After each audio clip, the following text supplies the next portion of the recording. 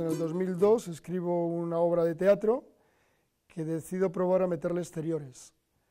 Y entonces me quedo tan maravillado con el resultado de poder jugar con exteriores y con interiores que ya no, el teatro se me quedaba corto, la caja italiana.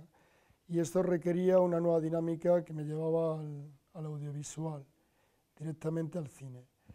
Entonces, a los 40 y tantos años entro en la escuela de cine y empiezo a escribir comedias, que es lo que me gusta, empiezo a rodar y como todo lo que escribo son cosas largas, de larga duración, pues todos los rodajes iban cayendo uno tras otro. Y casi tiro la toalla, pero un buen día un amigo nos presenta al que es mi director de fotografía, al que es mi cámara, a la gente del equipo, y hay tan buena química que decidimos empezar a crear un grupo estable para hacer producciones independientes. Y producciones independientes significa que no estén sometidas a los criterios comerciales, a si nos dan o no nos dan dinero, o a servidumbres políticas, es decir, hacer lo que artísticamente nos apetece hacer, desde la independencia y desde la democracia absoluta en algo que ha sido tan tiránico la forma de funcionamiento como es la jerarquía del cine, ¿no? Y bueno, la verdad es que les lío un poco a todos. Tenemos esa comida el 10 de septiembre del 2013, las realidades que estábamos viviendo en el país y el tipo de naturaleza del guión que ofrecía la Asamblea daba tantas posibilidades que no quisimos estar fuera de lo que es un auténtico compromiso con la sociedad que vivimos, que es un pequeño país de una casposa Europa que tiene el nombre de Espanta, con una realidad espantosa, lleno de corrupción. No hay día que nos levantemos sin encontrar un nuevo ladrón que es cargo público, un nuevo banquero que deja a la gente en las calles y que se terminan suicidando porque les roban hasta las casas en las que viven. Entonces necesitábamos, desde lo que era nuestra posición, nuestra barricada dentro de la cultura, pues sumar un granito más de arena para conseguir hacer un país mejor de la alcantarilla y de la cloaca que tenemos. La película en sí, el valor de esta película ha sido vencer el complejo de inferioridad que desde los estamentos parecen que impone a la población, donde si no tenemos dinero somos incapaces de hacer nada. Hasta ahora en el cine, al cine independiente, que pues era lo más, haga usted cortometrajes, porque los largometrajes, para hacer largometrajes hay que contar con subvenciones, hay que contar con empresas, hay que contar con mecanismos externos que poco tienen que ver con el arte. Y nos estamos encontrando carteleras en donde las ofertas de cine que hay son productos comerciales, pensando más en el mercado y la rentabilidad que en la expresividad artística. Entonces, planteamientos como los de Dreyer o planteamientos como los de Bergman o expresividad como la que tenía Fritz Lang o Murnau, el cine artístico, esto ha quedado muerto por el mercado, es la dictadura del mercado.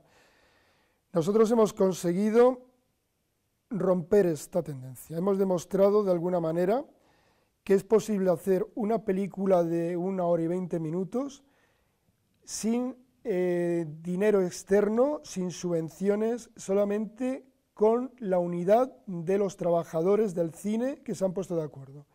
Aquí se han reunido, ha sido un trébol de 3 pétalos. Por una parte, el colectivo de técnicos de cine, a los que en la película quedan todos reflejados, salimos y que los llamamos los Phil Brothers, los hermanos del cine. Por otra parte, el colectivo de actores, que ha sido bastante numeroso, han participado 98 actores, y el colectivo de músicos, que también nos han brindado su maravillosa música, en este caso de swing. Ha habido 2 grandes bandas, una los Monkey Do de Mallorca y otra los Spirit Jazz Band, que tocan en Madrid y que, bueno, cuyo trompetista viene con la experiencia del Dixie, del jazz de New Orleans. Esta combinación de 3 fuerzas ha hecho posible el trastorno nacional, sin un duro de ayuda, sin un duro de ayuda. Y a nosotros nos ha servido para saber que esos complejos de inferioridad, de que sin dinero no se puede hacer las cosas, no es verdad. No es verdad. Esto nos lo intentan meter aquellos que quieren monopolizar determinados trabajos para determinada clase social.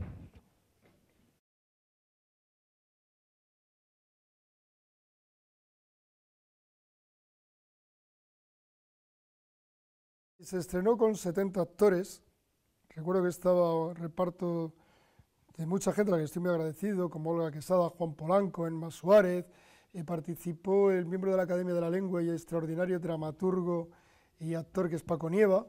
Y bueno, lo que pasa es que yo en aquella época andaba muy influenciado por el dadaísmo de Tristan Tzara, por los manifiestos surrealistas de André Breton, igual que lo sigo estando y lo he estado toda mi vida.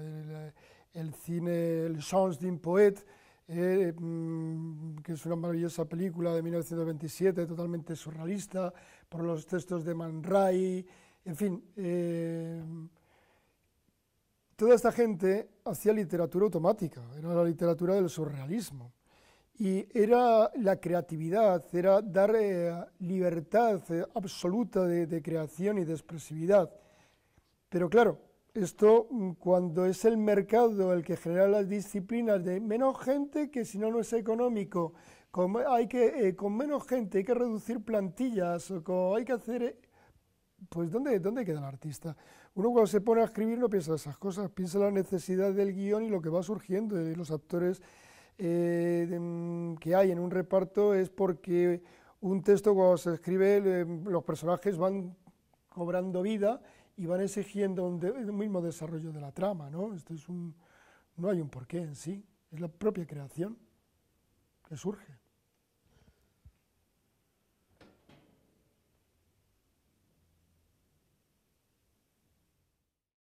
A los 14 años leo una novela que se llamaba Requiem por un campesino español de Ramón J. Sender y me provoca un auténtico terremoto en mi interior. Siento lo que es la injusticia de tal forma que ingreso en el Partido Comunista a esa edad. Y dos cosas que para mí fueron importantes. Mi principal universidad de decir que fue el Partido Comunista de España y la Comisión de Artistas Intelectuales del partido, que me abrió todo un auténtico mundo. En aquel momento, personas como Gabriel Celaya, como Rafael Alberti, como Marco Sana, como Armando López Salinas, que prologó un libro mío de poemas y que él fue director de la Pirenaica.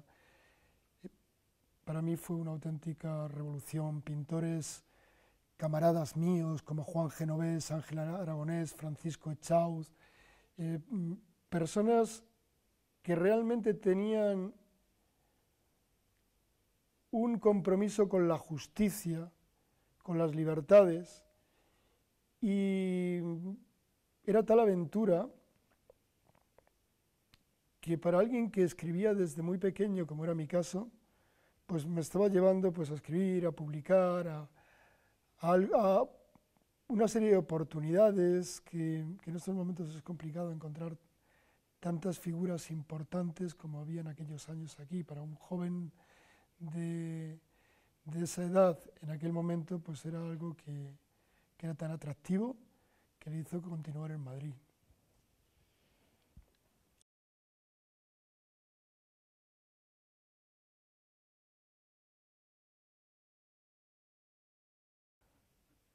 Allí estaban todos, todos. Fueron llegando poco a poco, mientras sus voces formaban el eco de un nuevo viento en la mañana. Fueron llegando poco a poco, como llegan los más firmes.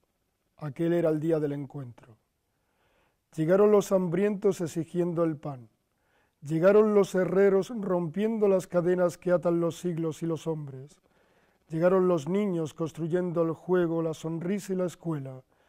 Llegaron los campesinos cortando a su paso las alambradas. Llegaron los empleados, los funcionarios, oficinistas, técnicos y los obreros de las fábricas grandes y de las fábricas pequeñas. Y salieron todos a las calles, dejando atrás las puertas. Salieron, levantaron la cabeza y miraron el cielo. Llegaron las mujeres quemando los entarimados dictadores de los hombres, sus leyes y religiones, sus imposiciones llamadas familias, y enarbolaron sus banderas de viento. Llegaron los mendigos, los viajeros, los obreros del sueño y la palabra, los maquinistas, los sonámbulos, llegaron todos de remotas tierras, diferentes lenguas y distintos colores, y llegamos todos, y juntos por decreto acordamos forjar la libertad y la unidad sin fronteras entre los pueblos.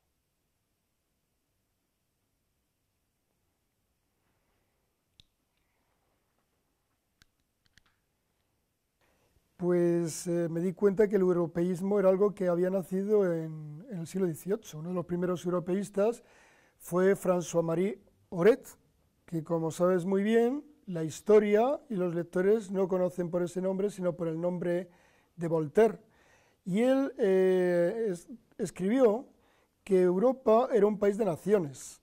Entonces, yo aquello pues me gustaba mucho derribar fronteras, unir pueblos, crear una humanidad sin divisiones de ningún tipo. Pero me di cuenta que había grandes enemigos de ese proyecto de universalizar la humanidad. Enemigos políticos importantes, entre ellos la Real Academia de la Lengua de España, que decía de una forma que yo entiendo faltando a la verdad, que faltaba la verdad, que los nombres propios no tenían traducción. Entonces dije, esto no es cierto. Esto no es cierto. Smith es herrero, por ejemplo. Ramón viene de Raymond, de Reinhardt, y etimológicamente de la Baja Edad Media como miembro del Consejo, ¿no? Pero es que el apellido también se traducía. Entonces decidí que precisamente para no hacer ese juego a los caciques que habían creado los territorios y las fronteras y poder ayudar a las ideas de universalizar todo, pues había que buscar el origen, y el origen es que los nombres propios tienen traducción. Yo no me cambié el nombre, sencillamente los volví a sus raíces. Ramón Llorente y Raymond Lorenz es exactamente el mismo nombre. O sea, había un porqué político y un porqué muy rebelde en ello, ¿no? Esas ideas que en algún momento decía de defensa de los valores de la igualdad, la libertad y la fraternidad, las ideas del universalismo. Esa era la historia.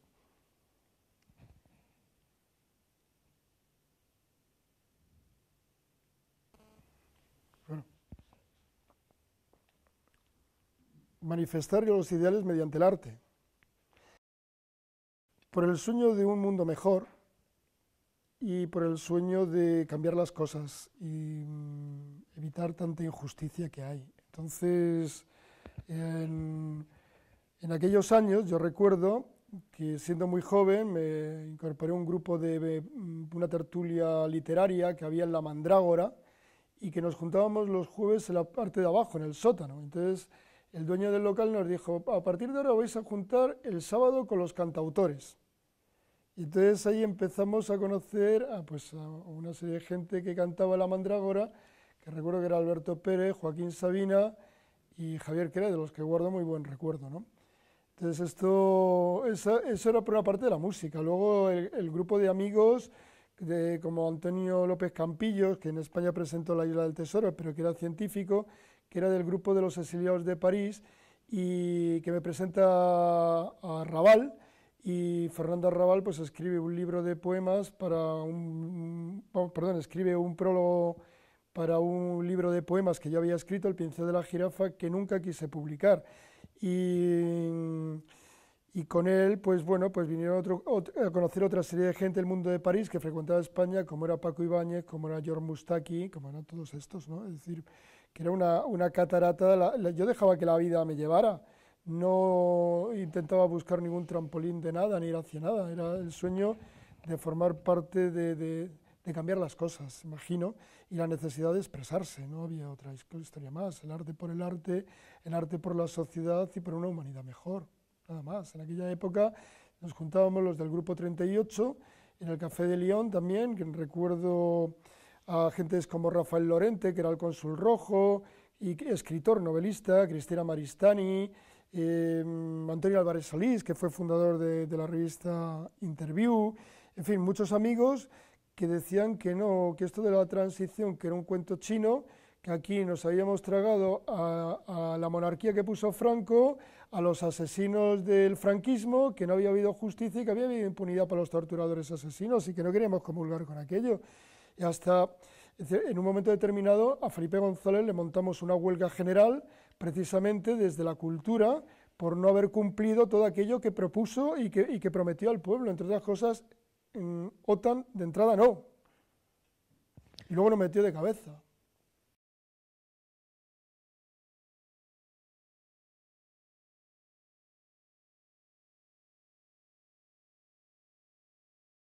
Por la política de subvenciones que tenemos en este reino, ¿no? Que está basada no en que los ciudadanos del país, que son profesionales de la cultura o que son personas interesadas en hacer proyectos culturales, tienen derecho a una subvención. No. A diferencia de otros estados europeos, aquí lo que hay es comisiones que deciden a quién sí y a quién no. ¿Por qué se han inventado tanto cortometraje? Pues sencillamente porque las subvenciones, como hemos estado viendo durante décadas para los largometrajes, siempre iban a los mismos. Lo más lógico hubiera sido subvencionar a gente que no conocía a nadie para apoyarles y que se diera a conocer en el mercado y que después, cuando tuvieran público, pudieran vivir de ello. Aquí era al revés. Todas las subvenciones iban, independientemente del color del gobierno, a las mismas personas, y a los que empezaban y que realmente son los que necesitan el dinero público, no ha habido demasiadas ayudas. Entonces, hemos querido, además, demostrar que con la unidad de los trabajadores es posible hacer cine. A nosotros nos interesa la comedia y creemos que esto le puede interesar a todo aquel que le apetezca reírse. En definitiva, jugamos con el humor de lo absurdo. Es humor que se inicia con Alfred Jarry en el siglo XIX, que continúa con Harold Joyce, que continúa con los hermanos Marx, que continúan con Woody Allen, con todos aquellos que han abanderado el humor del absurdo y que están dentro del terreno de los cómicos. Nosotros somos unos grandes amantes de la comedia y esto va para las personas que realmente les apetece reírse. Pues a nosotros nos llamaron para ofrecernos el Ateneo de Madrid para estrenarlo allí.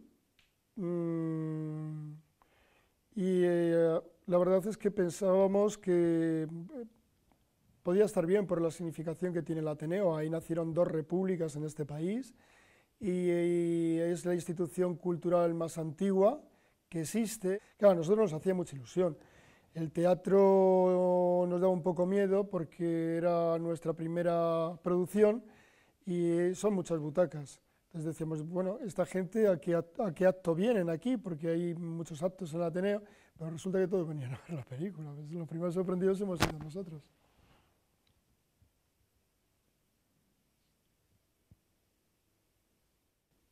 Bueno, nosotros lo único que deseamos es hacer el cine que nos apetece hacer sin interferencias ni decisiones externas. Es decir, el arte como arte y la expresividad por la expresividad y sin ningún tipo de censura gubernamental o de los poderes económicos o de los poderes fácticos, también es algo muy lícito.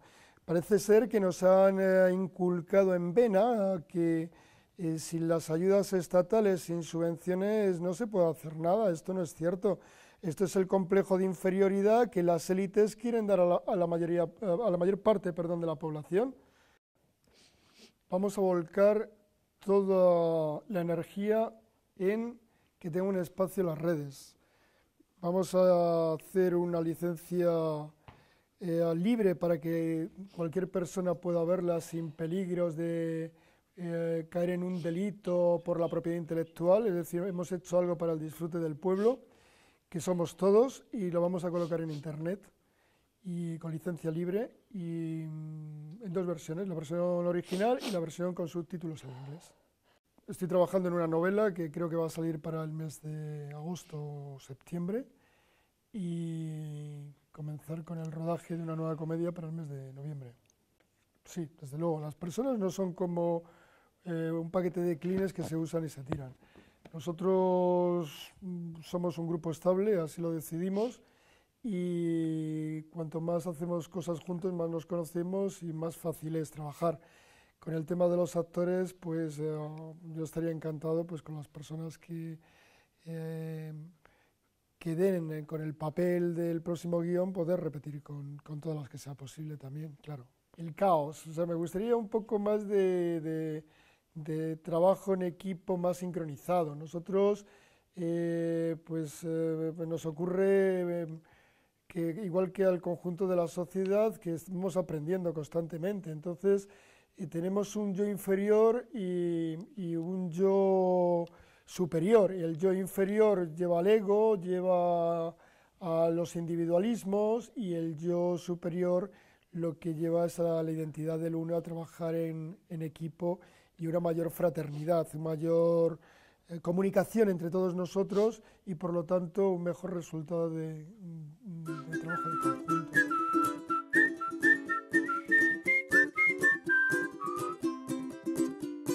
Five for two, eyes are blue, bad what does have to do. I send you very soon, my girl. Tan up nose, tan up hose, old dress up in fancy clothes. I send you very soon, my girl. Now if you're running to 5 for 2, cover it for diamond rings and all the things that your life are racing her. Coochie love, coochie who, coochie, coochie, coochie coo. I send you very soon.